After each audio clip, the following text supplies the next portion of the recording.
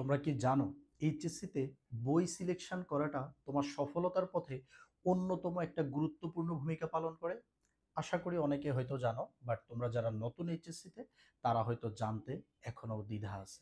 তো আজকে আমরা সেটা নিয়ে কথা বলবো যে ভাইয়া, কোন মেন বইগুলো আমরা পড়বো, ভাইয়া আমরা বিদেশি বইগুলো ফলো করব কিনা, আইআইটি জেইই এর প্রশ্ন ব্যাংক সলভ করব কিনা, এবং ভাইয়া আমরা বাংলাদেশে থাকা যে প্রশ্ন ব্যাংক, বুয়েট প্রশ্ন ব্যাংক, ইঞ্জিনিয়ারিং প্রশ্ন ব্যাংক, ভার্সিটি প্রশ্ন ব্যাংক, মেডিকেল প্রশ্ন ব্যাংক সেটা করব কিনা, এবং মেডিকেলে চান্স পাওয়ার জন্য রসায়নের প্রস্তুতি কিভাবে নিতে হবে, বুয়েটের জন্য কিভাবে নিতে হবে, বা ভার্সিটির জন্য কিভাবে নিতে হবে।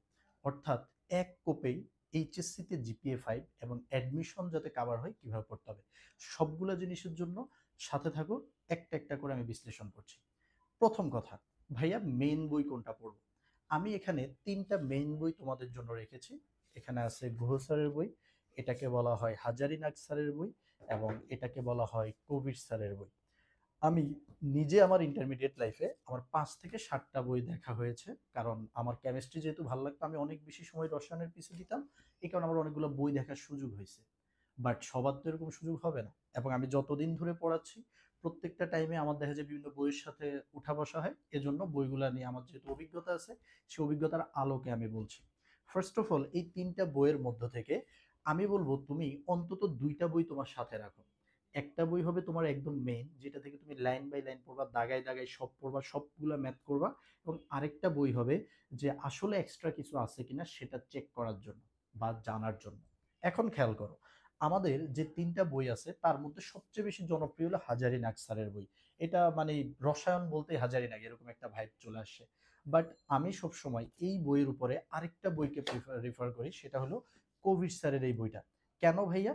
এর কারণ হলো, যদি তুমি বলো একটা স্টুডেন্টের জন্য সেলফ স্টাডির জন্য কোন বইটা সবচেয়ে বেশি ভালো, সেটা আসলে কবির স্যারের বই। কারণ হাজারি স্যারের বই স্টুডেন্ট যখন একা একা পড়তে যায়, অনেক বেশি অতিরিক্ত ডেটার কারণে সে আসলে অনুপ্রেরণা হারাই ফেলতে পারে। আর বইয়ের লেখাগুলার স্টাইল বা টোটাল সাজানো স্টাইলটা আমার ভাল লাগে না। এই কারণে আমি কবির স্যারের বইটা সাজেস্ট করি, আমাদের অফলাইন ব্যাচ বলো কিংবা অনলাইন বলো সব জায়গাতে এটা সাজেস্ট করি। তো আমি বলবো তুমি এই বইটাকে মেন ধরে এই বইটাকে তোমার সহকারী হিসাবে নাও। অর্থাৎ দুইটা বই তুমি প্যারালালি পড়ো, এটা সবসময় লাইন বাই লাইন সব পড়বা। আর এখানে দেখবা এক্সট্রা কোনো ইনফরমেশন তোমার দরকার কিনা, অথবা মনে রাখবা সব এক্সট্রা ইনফরমেশন কিন্তু দরকার নাই। সেটা আসলে বোঝার জন্য কিছু স্টেপ আছে, সেগুলো নিয়ে আমি তোমার সাথে কথা বলবো। আর গুহ স্যারের যে বইটা, যারা ম্যাথ করতে অনেক বেশি ভালোবাসো, যাদের শুধু প্রশ্ন সলভিং ভালো লাগে, তারা গুহ স্যারের বইটা নিতে পারো, কারণ প্রচুর প্রচুর ম্যাথ দেয়া আছে, চ্যালেঞ্জিং বিভিন্ন ম্যাথ দেয়া আছে। বাট আমি একটা কথা বলবো, রসায়নে ম্যাথ অনেক বেশি ইম্পর্টেন্ট না, মানে অনেক কঠিন ম্যাথ পেরে খুব একটা লাভ নাই। কারণ এখানে 50% থিওরি, 50% গাণিতিক সমস্যা হওয়াতে তুমি দুইটা জিনিস নিয়ে তোমাকে সমান দক্ষতা অর্জন করতে হবে। অনেক স্টুডেন্ট রসায়নে ম্যাথ করতে করতে কুল পায় না, কিন্তু দিন শেষে দেখা যায় আসে হলো বিভিন্ন থিওরি, সেটা পারে না। সো দুইটার ব্যালেন্স করে আসলে পড়তে হবে। তাহলে ভাই মেন বইয়ের আলোচনা গেল। এবার আসো ভাইয়া, একটা মেন বই যখন আমি পড়া শুরু করলাম, তখন তুমি যেটা ফিল করবা, সবচেয়ে বেশি ফিল করবা যে কেমন যেন এলোমেলো, কোন টপিক পড়বো, কোন এক্সট্রা ডেটাটা পড়বো, কোন টপিক ডিপে গিয়ে পড়বো, এটা আসলে বুঝো না। কারণ তোমরা তো জানো না যে প্রশ্ন কোন জায়গা থেকে হচ্ছে। এই কারণে দেখো, আমি যদি তোমাদেরকে একটু বলি, আমাদের যে প্রথম গুণগত রসায়ন অধ্যায়টা আছে, এই অধ্যায়ে আমরা যে সাইকেল 1টা তোমাদের জন্য ছাড়ছি, যারা এইচএসসি 26 আছো, সেখানে প্রথমেই আমরা তোমাদেরকে একটা চ্যাপ্টার ম্যাপিং প্রোভাইড করতেছি। Chapter map. এই চ্যাপ্টার ম্যাপে কি হচ্ছে আমি জানি না তোমরা আসলে দেখতে পাচ্ছ কিনা। এই যে, হুম, দেখতে পাবো আশা করি। তো এই চ্যাপ্টার ম্যাপ এটা তোমাদের জন্য অলরেডি রেডি করা আছে। চ্যাপ্টার ম্যাপিং এ আমি অধ্যায়টাকে 4টা ভাগে ভাগ করছি, কারণ এই অধ্যায়ের আলোচনা অ্যাকচুয়ালি কেউ চাইলে 4টা ভাগে আলাদা আলাদা পড়তে পারে, একটার সাথে আরেকটা তেমন কোনো রিলেশন নাই। এবং প্রত্যেকটা পার্ট আসলে সমান ইম্পর্টেন্টও না। প্রত্যেকটা টপিক আমি প্রত্যেকটা পার্টে ভাগ করার পরে এদেরকে টপিকে ভাগ করছি। এখন এই টপিকগুলোর মধ্যে দিয়ে কোনটা আসে কোনটা আসে না। কিছু টপিক মেডিকেলে বেশি আসে, কিছু টপিক থেকে ভার্সিটি স্ট্যান্ডার্ড প্রশ্ন হয়, আবার কিছু টপিক শুধুমাত্র ইঞ্জিনিয়ারিং এর জন্যই পড়তে হয়, সেটার কোথাও আসে না। এই জিনিসগুলো আমরা লেকচারের সাথে প্রথম দিনেই ওরিয়েন্টেশনে তোমাদেরকে বলে দিচ্ছি, যাতে তোমরা কনফিউজ না হও। তো এইভাবে দেখো, আমরা 4টা টপিকে ভাগ করছি, 4টা পার্টে ভাগ করছি। অ্যান্ড এরপরে যখন আমাদের আলোচনা শুরু হবে, একটা লেকচার তো তুমি পাচ্ছই, যে লেকচারের মধ্যে অ্যাকচুয়ালি প্রত্যেকটা ডেটা ইনক্লুড করে দেওয়া হচ্ছে, ইম্পর্টেন্ট সব ডেটা। এবং সেটা শেষে একটু খেয়াল করো, ওই অধ্যায়ের উপর যত ধরনের প্রশ্ন হইতে পারে, হোক সেটা জ্ঞানমূলক প্রশ্ন, হোক সেটা অনুধাবনমূলক প্রশ্ন, এবং এমসিকিউ প্রশ্ন। এই এমসিকিউ প্র্যাকটিসে আমরা যেটা করছি, যে প্রশ্নগুলো সব সময় আসে, অনেক অনেক বেশি ইম্পর্টেন্ট, সব জায়গায় আসে, সেই প্রশ্নগুলোকে অ্যাড করছি এবং বোর্ডে আসা প্রশ্নগুলোকে অ্যাড করছি। তো তুমি যখন এই এমসিকিউগুলো প্র্যাকটিস করবা, বারবার দেখবা, এই টাইপের এমসিকিউ যখন তুমি পরীক্ষা হলে ফেস করবা, তোমার জন্য কোনো প্যারা হচ্ছে না।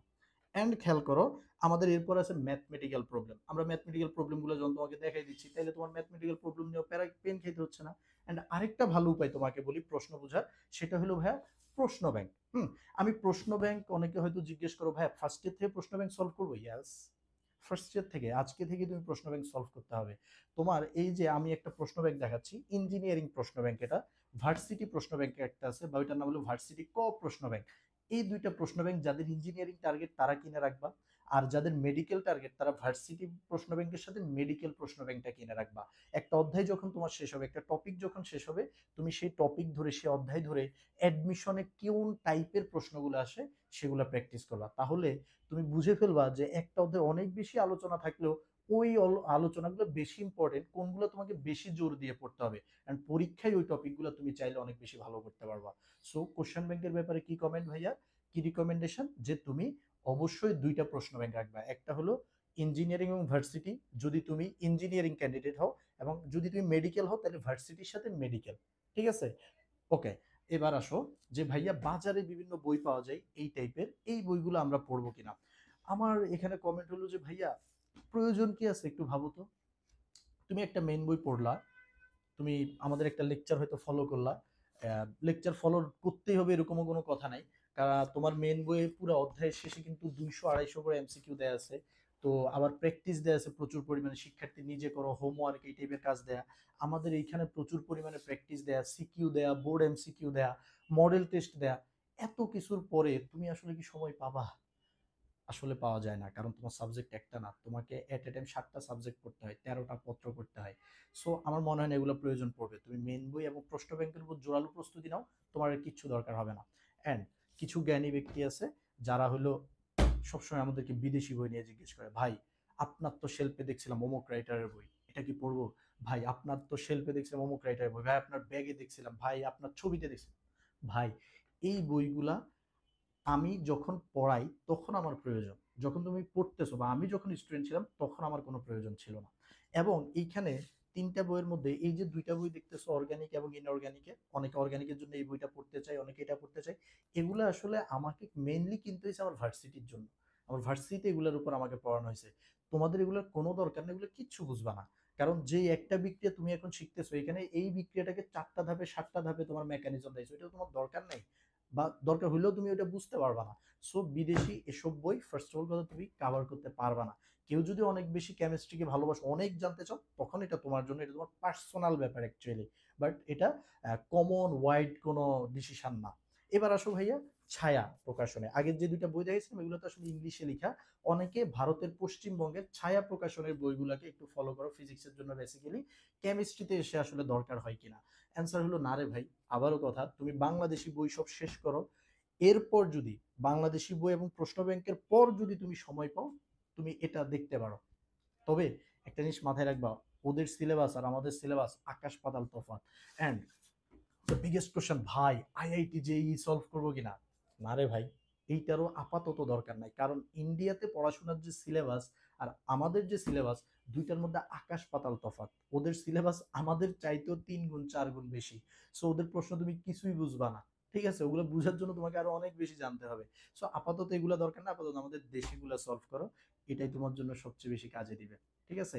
আর যদি বলো ভাইয়া যে কোচিং এর লেকচার শিট বা অমুক ভাইয়ার অমুক বই, অমুক চটি বই, এগুলা কি পড়বো কিনা, আমি বলবো না রে ভাইয়া, তোমার মেইন বইটা আসলে মেন।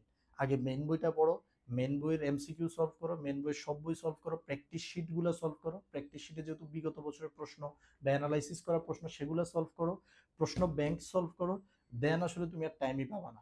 এগুলো আগে শেষ করো, তারপর তোমার যা ইচ্ছা তুমি করতে পারো। ঠিক আছে? একটা জিনিস এনশিওর রাখবা, বাংলাদেশের আমি যে তোমাকে বইগুলো দেখাইলাম, এই বইগুলোর উপর যদি তোমার 100% প্রিপারেশন থাকে, তোমার আর কিচ্ছু লাগবে না। এবার আসো একটা মজার টপিক, সেটা হলো অর্গানিক কেমিস্ট্রি কই থেকে পড়বো। এই যে বইটা, এই বইটা তুমি এখন মার্কেটে পাবা না। এই বইটা হলো 2013 সাল কিংবা তার আগের এডিশনের হাজারি নাগ স্যারের বই। এই বইটার বিশেষত্ব হলো এখানে দ্বিতীয় পত্রের প্রায় পুরোটাই হলো অর্গানিক কেমিস্ট্রি, যেখানে আমরা অর্গানিক কেমিস্ট্রি পড়ি হলো কদ্দুর ভাই 1 অধ্যায়, এখানে অর্গানিক কেমিস্ট্রি আছে 6 অধ্যায় ব্যাপী। সো এই বইটা খুবই সহজ ভাষায়, খুবই ছোট ছোট করে, ছোট ছোট বলতে মানে ছোট ছোট টপিকে ভাগ করে অর্গানিক কেমিস্ট্রিকে আলোচনা করছে। সো এটা তুমি পড়তে পারো, পড়লে তোমার জন্য বোঝা খুবই সোজা হবে, তুমি শিখতে পারবা। তবে একটা মজার ব্যাপার হলো, মজার ব্যাপার বা দুঃখের ব্যাপার, এই বই পড়ে বর্তমানের সিলেবাসের সাথে একটু এদিক ওদিক আছে, অল্প কয়েকটা রিয়াকশন, বাট 90% সেম, 10% হয়তো এদিক ওদিক আছে। আবার এই বইটা যেহেতু হিউজ পরিমাণ বড়, অনেকে এটা আসলে শেষ করতে পারবে না। তাদেরকে আমি বলবো তুমি অর্গানিকের জন্য তুমি একজন অভিজ্ঞ লেকচারার, অভিজ্ঞ টিচারের লেকচার তুমি ফলো করতে পারো। অ্যান্ড সাথে হলো কোভিড স্যারের যে সেকেন্ড পেপার বইটা আছে, এইটার অর্গানিক কেমিস্ট্রি খুবই ভালো, এটা তুমি ফলো করতে পারো, এটা অনেক ভালো, এটা তুমি শেষ করতে পারবা, সেলফ স্টাডি করতে পারবা। দেখো আমি তোমাকে কিন্তু ফার্স্ট পেপারের জন্য বাধ্য করি নাই যে তুমি কবির স্যারই পড়তে হবে বা হাজারি স্যারই পড়তে হবে, কবির স্যার বা হাজারি স্যার বলছি। বাট সেকেন্ড পেপারে আমি তোমাকে বলবো তুমি অবশ্যই অর্গানিক কবির স্যার থেকেই পড়তে হবে। অন্য বই পড়তে গেলে তুমি ধরা খাবা, অন্য বইতে অত ভালোভাবে আসলে গুছিয়ে লেখা নাই। সো অর্গানিকের জন্য ওইটাই তোমাকে পড়তে হবে। তো সবকিছু মিলাই তোমাদের আমার মনে হয় আর তেমন কিছু জানার থাকবে না, আর খুব বেশি আমাদের প্যারা নিতে হবে না, কারণ তোমাদের প্রশ্ন বারবার শুনতে হয়, বারবার অ্যান্সার দিতে হয়। এর চেয়ে একটা ভিডিওতে জানাই দিলাম, তুমি তোমার বন্ধুদেরকে জানাই দাও। অ্যান্ড অবশ্যই দেখা হবে পরবর্তী কোনো ক্লাসে অথবা পরবর্তী কোনো ভিডিওতে, প্রত্যেকটা অধ্যায়কে প্রিসাইসলি আলোচনা নিয়ে, কোশ্চেন ব্যাংক অ্যানালাইসিস নিয়ে, প্র্যাকটিস শিট অ্যানালাইসিস নিয়ে। ততদিন পর্যন্ত সবাই ভালো থাকো, সুন্দর থাকো, বেস্ট অফ লাক।